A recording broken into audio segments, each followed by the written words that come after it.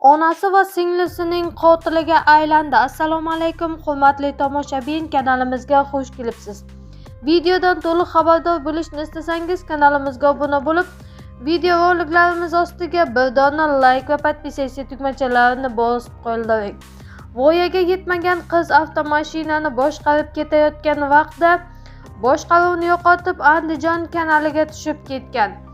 Avtohalokat Namangan viloyati Uchqo'rg'on tumanida sodir bo'lgan. Spark rusumli avtomashinani holi voyaga yetmagan haydovchilik guvohnomasiga ega bo'lmagan 16 yoshli qiz boshqargan.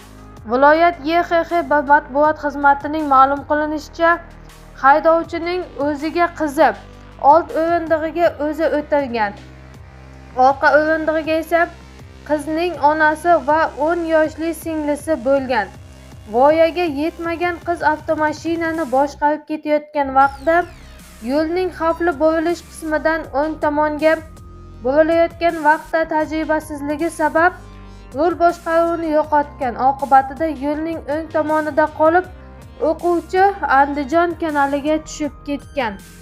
Hodisa sabab orqa o'rindiqda bo'lgan ona va kichik qizalog'i nafas yo'liga suv tiqilishi tashxisi bilan vafot etgan. Mashina boshqargan voyaga yetmagan qiz va uning dadasi tan jarohati bilan shifoxonaga yotqizilgan deyiladi xabarda.